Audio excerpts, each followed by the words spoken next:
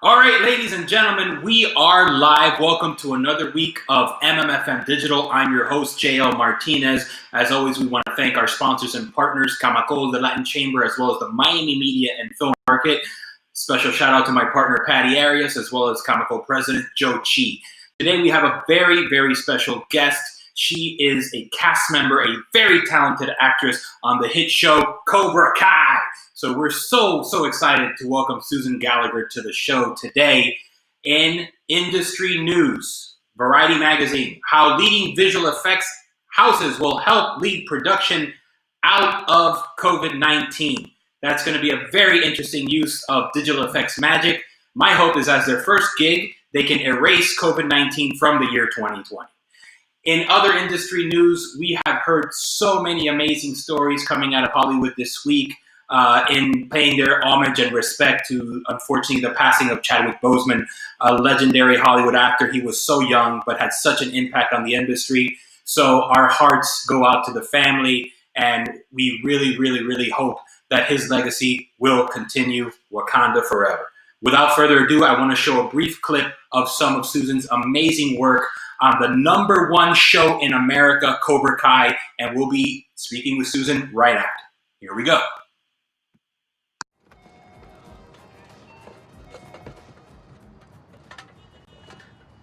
Finish up and then beat it. Excuse me? This is my mart. You ain't hustling no point at my mart. I'm not hustling. I'm not homeless. I just need you to bring attention to the dojo, all right? I want everybody to see this sign. You want me to flash my bits? That'll cost you extra. No, that's the opposite of what I want. Nobody wants to see your bits. Just take the sign, hold it up in the air, and spin it around, all right? Do that all day and you'll get your money. Well, I want meth and a burrito. You can spend it on whatever you want. That's how money works. Just do your job, spin it around. I'll be back later. You got it? Got it. Hold the sign up.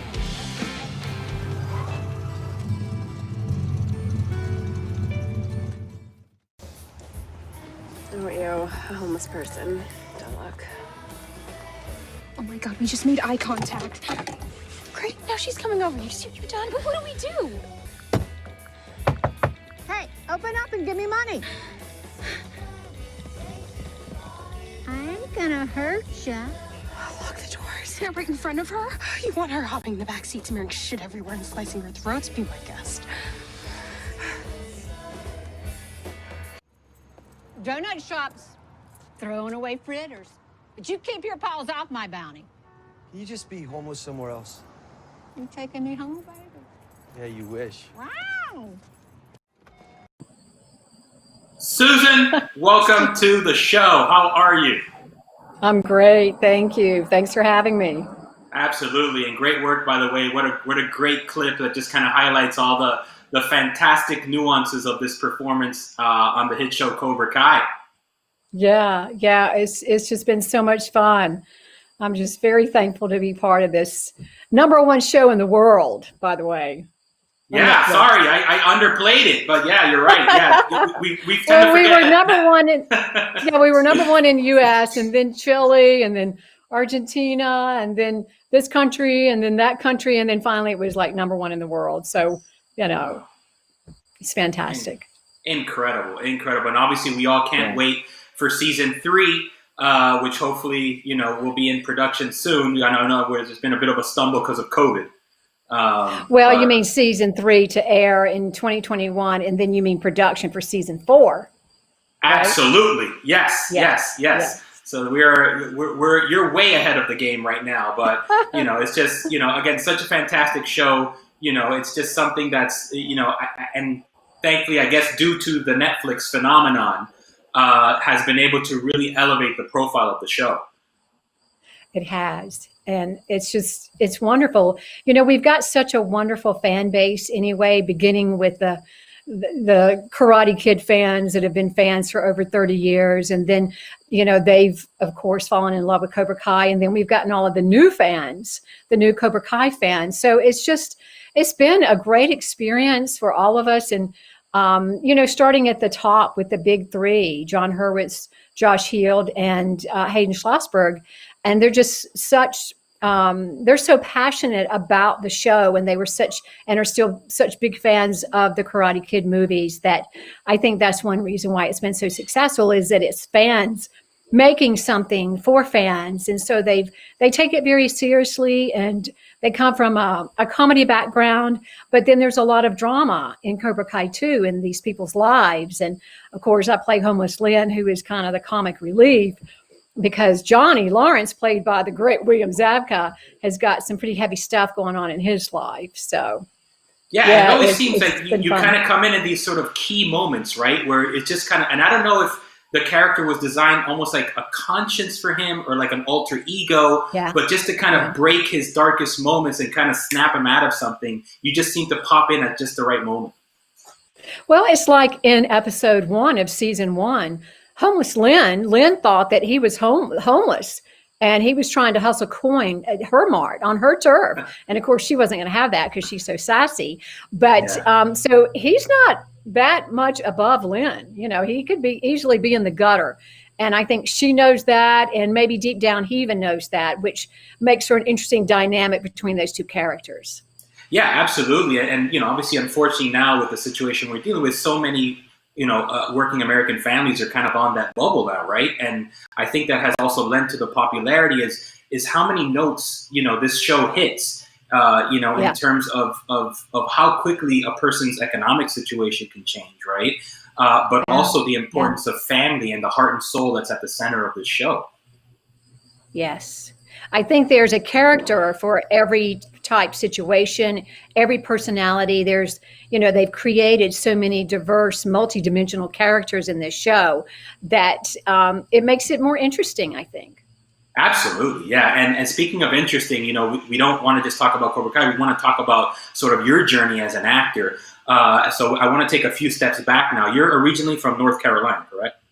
Yes, the Charlotte area. Okay, so born and raised there. When did you first feel this sort of passion? I know we've read your bio. I believe your father wanted to be an actor for a while. Your mother's a musician. But when did you find your own personal passion that this could potentially be your career? It wasn't until I was up in my late 20s and had already married and had a couple of little babies and started taking some acting classes just to have a creative outlet.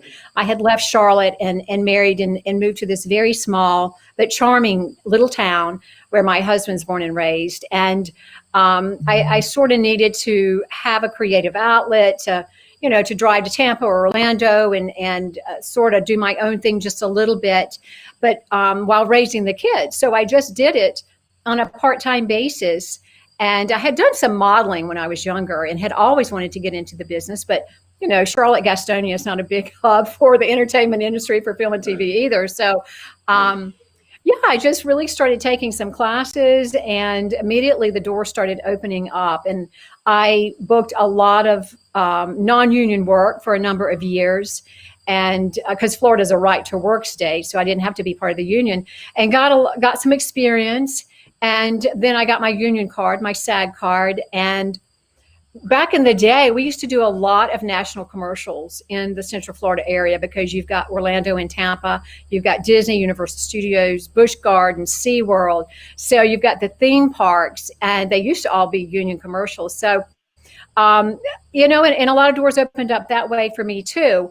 But I got my first acting break. I was handpicked actually by Aaron Spelling, the late great producer of the Spelling TV, and like 90210 and some of these other great shows. And it was called Safe Harbor. It shot in Jacksonville, Florida, and it starred Gregory Harrison, if you know who that is. He was Gonzo Gates back in Trapper John, MD, and he's just been a working actor for a number of years. He's very recognizable. And his mother was played by Rue McClanahan of the Golden Girls, and Mickey Rooney was in it, and all of these wonderful people. And Aaron cast me as the potential love interest of Gregory Harrison, who played the local sheriff, and I played Claire, the local diner owner. So that was my first break, other than Roger Corman. You may not even know who that is, but he used to be the big indie guy back in the day when there weren't that many indie films. And he cast me in a feature film of his playing a mom again, who was also a wilderness officer. And it was called Looking for Looking for, I can't remember. It's an elephant's name. Looking for Trouble. That's it. Thank you, Brian. Looking for Trouble. And it was just the cutest film. And it had a great cast and great director and other producers. And that was, Safe Harbor was my first TV break as a recurring role on a primetime series. And then Looking for Trouble was my first feature film. Oh, wow. Yeah. And so obviously it seems like you had an incredible run right from the start, even though, like you mentioned, you started a little later in your late 20s, right? And this is after having a family. So how did you manage to balance, your busy work life with your family life? It was hard. I was always torn. And even though I just worked part-time, it was still very hard for me to leave my babies. And I never stayed gone more than just 2 or 3 nights at the most. I can remember when I was doing Safe Harbor, and it was about a 3-hour drive from me. My baby is my son. My daughter Caroline is the oldest, and then 2 years younger is the baby boy Bo. And he had a very difficult time anytime mommy was gone, because he wanted mommy to put him to bed, and that was important to me. So you can look on my IMDb page and info, and you can see gaps of years where I didn't work very much at all. Now, I may have been doing a commercial here or there, and I may have been doing some print work, and I was always taking classes, but I really did keep the kids a priority. But then when they got a little bit older, we started going to Los Angeles every year for pilot season after I had already wrapped on Safe Harbor and made some contacts. And the kids were both in the business, and it was a wonderful change for us from living and going to school in this very small town where everybody knows everybody, and dragging my kids to LA, but they loved it. They wanted to go, and experiencing different types of people and the business. And they both were really good in the business. My daughter was more focused on acting. My son was fine to do print work because he wanted to go play. He didn't want to have to learn a bunch of lines, But we lived in Oakwood Apartments where every Hillary Duff and everybody grew up living. And it was a great experience for our family. It broadened their horizons and certainly gave me a fix to be in the business out there. And I did have some success. So, we've got great memories of Los Angeles, and it's not all bad out there. No, absolutely not. And personally, I lived in Los Angeles for 4 years. So, I know the town, fairly well. So where did you live? I lived in, if you're familiar with Wilshire Boulevard and the section that's known as the Miracle Mile between Fairfax and La Brea. So my first apartment, it's right next to the La Brea Tar Pits, which is, like this sort of tourist hotspot. And my first apartment with a roommate was the Maslin Park West Apartments, which was right behind the SAG building, the SAG headquarters. Yeah, I know exactly where that is. And one of my favorite restaurants was Doughboys, which is on that side of town. And then there's a huge casting office right there on La Brea. Huge. Yes, absolutely. And I believe across the street. We lived in Toluca Lake usually. I love the valley. And I even lived in Brentwood one year. If you know Cinda Snow, her daughter is Brittany Snow, who's been working for years. And I first worked with Brittany Snow. She's originally from Tampa. When in her first commercial, when she was 5 years old, and I've stayed friends with them, and with Cinda, her mother, who's a manager out there, and I lived with her for one season in Brentwood. So, I love Toluca Lake and Studio City and that area. That's more like home for me. Sure, no, absolutely, yeah. I was just back in LA in February, just kind of re-immersing myself in the town, and it was just so weird looking back now because that was right before the lockdown. And how sort of vibrant the city was, and then all the changes obviously that happened. But now it looks like things are slowly starting to come back to life, right? And so slowly but surely, I think that we're going to hopefully get back to that place where everyone's buzzing and working again. But in terms of just kind of refocusing back on your journey. So you were in LA, you were getting some breaks, but at some point you decided to move back out of Los Angeles. Is that correct? Well, I never lived there year round, never hit the big time, so we would come back, and because my husband had to work, somebody had to have a regular income. So he was such a blessing, because that guy, I'd never find another guy like this. He would commute and fly to see us in Los Angeles every other week. Wow. Yeah. And he would That's do that for dedication. months, and was just so supportive and almost pushed me to do my thing. I think he knew that I had to have that kind of outlet, and that I'm a very driven kind of person. And he's always encouraged me to be my best self. And he was just a very confident, successful guy, and I've been very fortunate to have that kind of support. Wow. Yeah. And when you choose a journey like the artist journey, the actor journey, it's so important to have that kind of support system, particularly from family, right? Which kind of allows you to Yeah. kind of take these chances, because, Yeah. so oftentimes that's really the make or break moment, is whether you have that support system or not, that allows you to pursue these big sort of dreams and careers, which you've done very well, by the way. And I want to talk more about the Oh, amazing thank work you. you've done. And, Thank you. obviously we're a Miami-based show, and we love to talk about our hometown shows. At one point, you're Yeah. also involved in Yeah, Bloodline. Dolphins. Yes, go Yeah, Dolphins, yeah, go Heat, go Bloodline. Mars. Yeah, go Salmons, right? Yeah, but listen, we got the Tampa Bay Buccaneers right in my backyard, and Absolutely. Tom Brady is our quarterback, and what's his name? Gronk is joined too. So go Bucks, Right. even though I do Yeah. love the Fins. Yeah, so bringing that Patriots rivalry down a little closer to home. I like it better when it's an in-state rivalry. Yeah, I think so too. So how did you get involved with Bloodline? One of my dearest friends is a big casting director in the Southeast. Her name is Lori Wyman. Do you know Lori? Lori Wyman Casting? Yeah. Mm-hmm. Yeah, I've known her forever. And she actually cast me in my first big feature film, which was Rosewood, which was written and directed by the late John Singleton. So I was just completely honored. Don Cheadle was in it, Esther Roll, John Voight. And so anyway, Lori and I go way back. And she was the casting director for Bloodline, which shot in South Florida, actually down where the Keys began. And there was a role of this family therapist.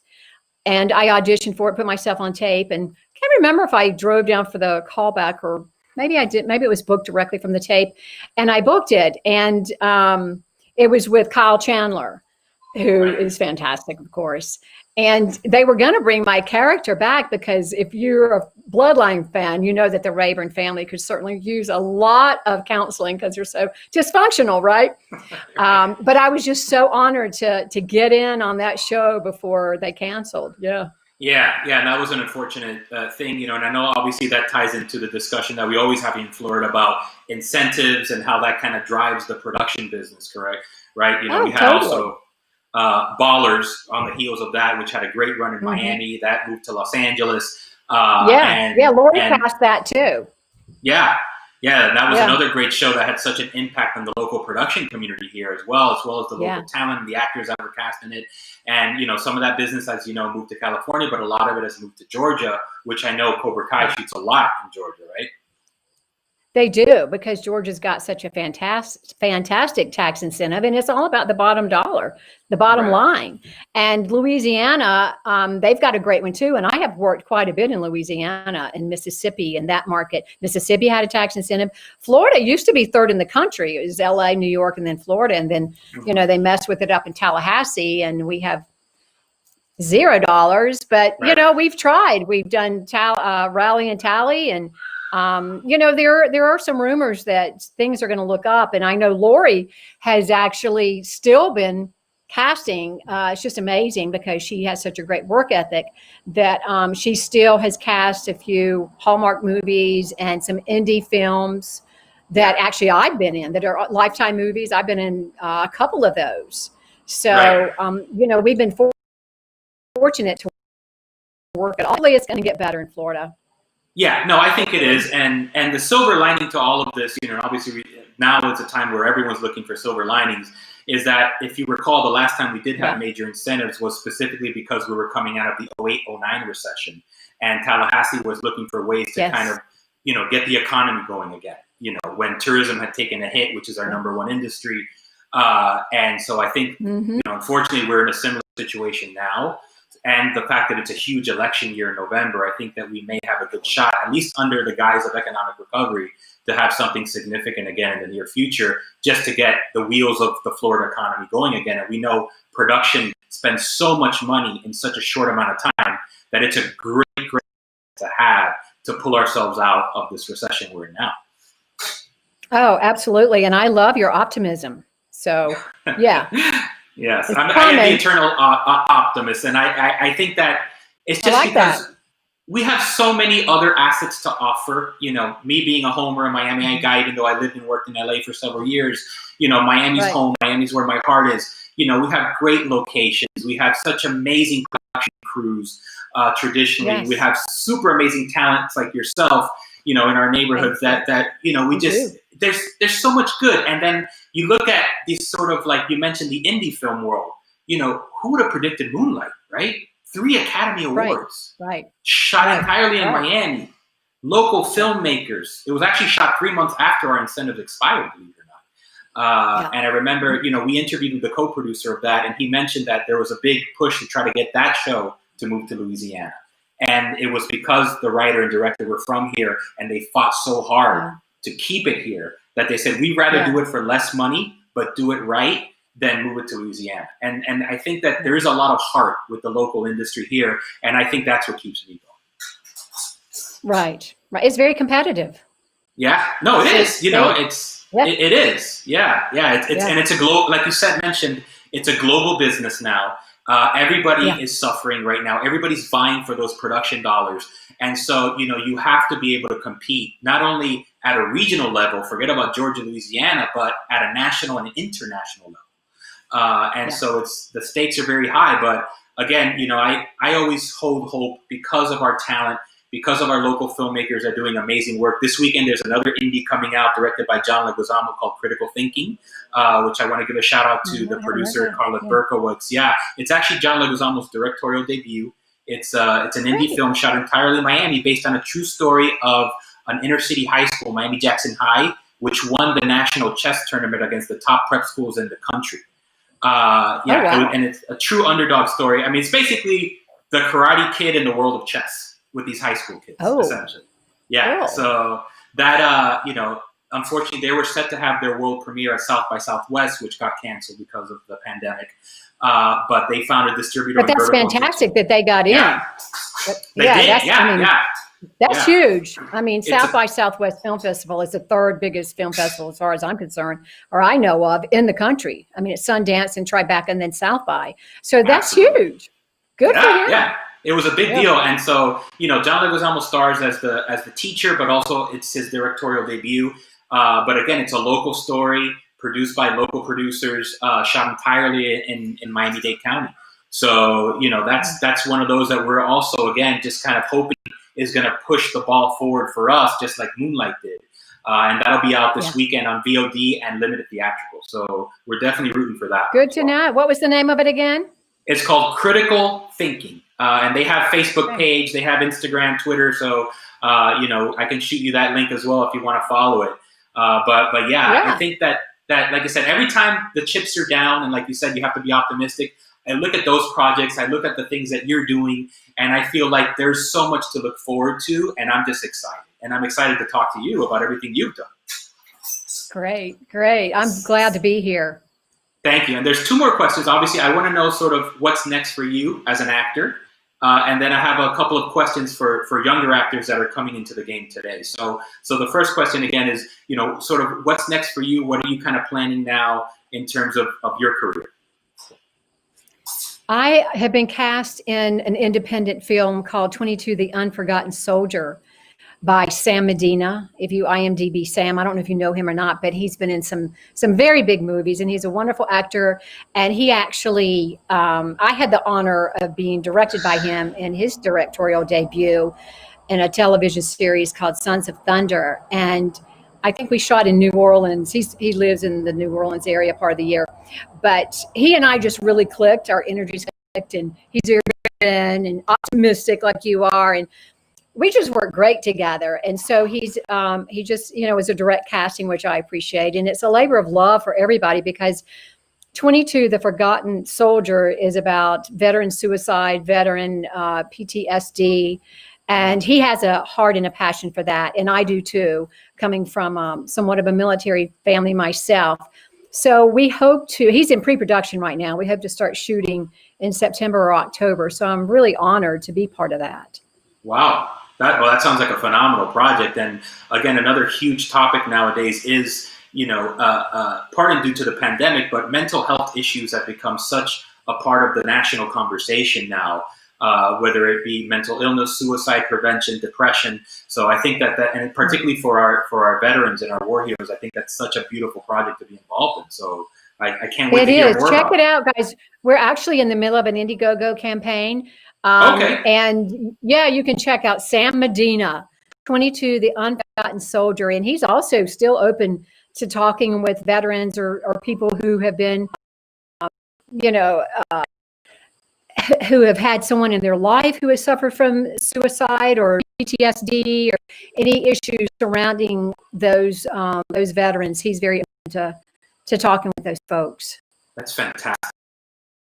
Well, Indiegogo link, we'd love to share it with our followers as well. So shoot it over. Okay, I will. That sounds like a great project. Thanks. And then, just to kind of bring it back full circle, because you have so much to share as a successful actor now, what advice would you give a young actor, whether here in Florida or in LA or anywhere in the world, really, that's just starting their career now? Like, what would be your sort of staple pieces of advice for the business today? Don't quit your day job. I would advise people, and it depends on the age too. I mean, if they're still in school, they probably would want to start doing student films on stage in the theater department and community theater. That's a great training ground and a great way to get to know that side of the business. And then if they want to get into on-camera and film type work, probably take some really good classes with really good teachers. So save your money for classes and learn and study. And I think just getting up in front of other people is the first thing that people, that actors are listening. So it's a learning process. And, like in Los Angeles, there's a lot of kids like my kids that started out doing it really young. And the first thing that they did is, they did school plays to see if you have that little bug for the biz and have that performance passion and that creative outlet. If you have to have that. And that's what I like to tell people too, is find out what your passion is and then do that, because there is so much rejection in our business. I mean, it's mostly rejection, and occasionally you get paid to work. So it's almost like you have to look at it and enjoy the process. I have to enjoy the auditioning process. If I have to go to a callback, I need to enjoy that, because it's giving me the opportunity to work. And I like to work. I like to prepare and, play investigator and really get into the meat of the sides if I'm not given the whole script of what I'm going to be auditioning for, and just try to make some moments and figure out what's going on with these characters and have something that you can have in your back pocket. If you decide to be completely opposite with some of the dialogue, and just to be unexpected and more spontaneous, which takes trusting yourself. And I think that's been, for me and most of my friends in the business, something that we always work on, is being comfortable in the moment and comfortable in our skin, so that we can trust and let the creativity happen and let that magic happen and have some magical moments with the other person in the scene, or if you're in a monologue or whatever it is. But you have to have a passion and love that, because it's really about the work. It's not about, am I going to get this audition? And I mean, I do that. I mean, I go through the whole deal, but I'm able to let it go very quickly with disappointment, because you have to have a thick skin and you have to let things go, or you're just going to go down that rabbit hole of depression or discouragement, which I have been numerous times in my career and in my life. And, you have to have a life. You can't make acting your life. It's a part of my life, and it's a big part of my life, and it's my passion, but I have a life. And I think that makes me a better person, a more well-rounded person, and hopefully a more interesting actor. Wow. Well, yeah. I mean, spoken like a true sensei of the art form. Balance, right? No mercy. Yeah, strike first, strike. Yeah, or if you go that route, on the competitive side Yeah. of the business, right? Strike Yeah, first, well, strike hard, right? no. We like community over competitive. Absolutely. Well, Susan, Yeah. we're so excited to have you on the show today. I wish we had more Thank time. This you. has just flown by. I'm going to put you on Yeah. standby for 1 second just to say goodbye to our fans, and then I'll say goodbye to you off camera. How's that? Okay. Thanks. Thank you so much, Susan. Hang on 1 second. My pleasure. The one and only Susan Gallagher, we're so excited to have had her on the show today. As she mentioned, not only the #1 show in America, Cobra Kai, the #1 show in the world right now. You can catch seasons 1 and 2 right now on Netflix. We'll be seeing season 3 sometime later, hopefully this year, and then season 4 in 2021. So there is a lot of karate and Cobra Kai coming in our lives, plus all the other amazing work and films. Please follow Susan for all the latest updates on her project. That indie film sounds amazing, and I just think there's so much bright spots in our future, and we're going to keep reporting the news one way or the other, bringing you the best of the industry as we always do. Again, on behalf of the Miami Media and Film Market and Camacol, I'm your host, J.L. Martinez, and as I always say, until the next time, happy streaming.